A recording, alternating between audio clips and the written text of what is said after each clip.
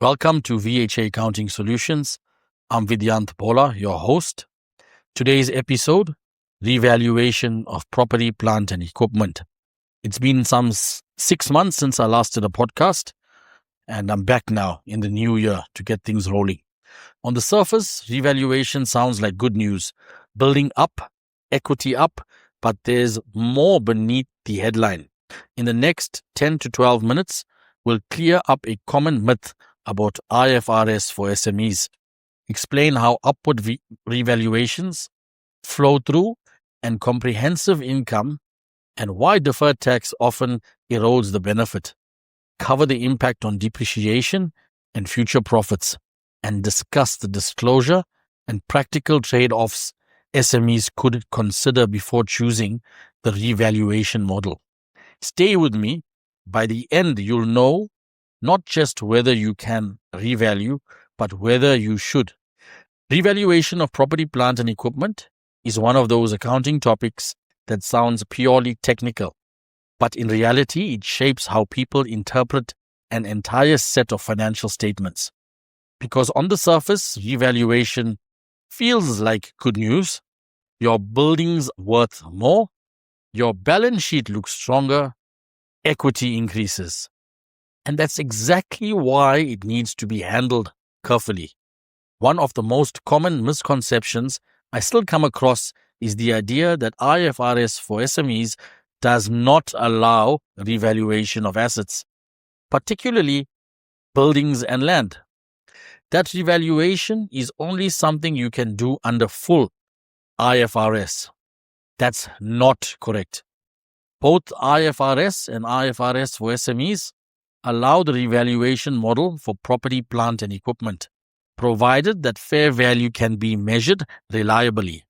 The difference between the two frameworks isn't permission, it's complexity, disclosure, and how much ongoing effort the entity is willing to take on. Under both standards, property, plant and equipment is initially recognized at cost.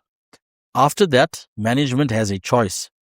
You can continue using the cost model, or you can adopt the revaluation model for an entire class of assets, like all buildings or all land. If you choose the revaluation model, the fair value of an asset exceeds its carrying amount. That increase is recognized as a revaluation surplus. Importantly, it does not go through profit or loss. It goes through other comprehensive income and sits in equity. That distinction matters because it tells users of the financial statements that this isn't an operating gain, it's not performance, it's a change in valuation. But this is where many people stop thinking and where problems begin. Because revaluation does not happen in isolation. The moment you revalue an asset upward, you usually create a tax issue. Revaluation gains are not taxed immediately. Tax generally only arises when the asset is sold. However, accounting standards still require deferred tax to be recognized. Why? Because if the asset is sold in the future, tax will likely be payable on that higher value.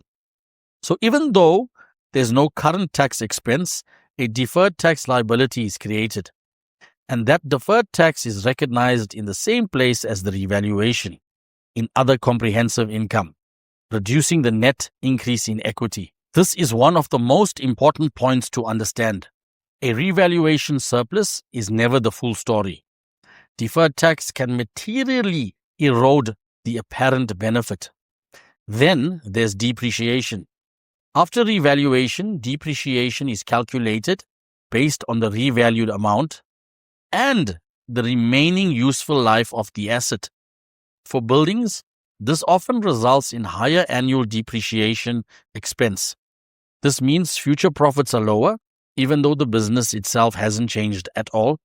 This is when revaluation often surprises management. The balance sheet looks better, but the income statement starts to feel the impact year after year. And that's before we even talk about volatility. Property values move. Markets go up and down. A revaluation surplus recognized this year can be partially or fully reversed in a later period if values decrease. Depending on what happens before, that reversal may go through equity or it may hit profit or loss. So revaluation introduces an element of earnings and equity, volatility that simply doesn't exist under the cost model. Now, when we look specifically at IFRS for SMEs, the accounting principles are very similar to full IFRS. Upward revaluations go to comprehensive income. Downward revaluations go to profit and loss, unless they reverse a previous surplus. Deferred tax still applies. The main difference lies in disclosure. IFRS for SMEs require fewer disclosures, but that doesn't mean none. Users still need to understand when revaluations take place, how values were determined, and what the impact was on the financial statements. In practice, many SMEs choose the cost model not because revaluation is prohibited, but because simplicity has value. Valuations cost money, revaluations require judgment. Deferred tax complicates equity. And lenders and auditors often scrutinize revaluations closely. So the real question isn't, are we allowed to revalue? The real question is, does revaluation genuinely improve the usefulness, credibility, and transparency of our financial statements?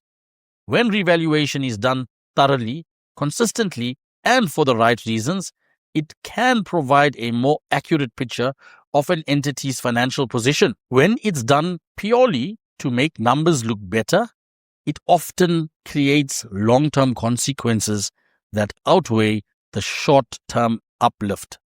Revaluation is not just an accounting policy choice, it's a strategic reporting decision.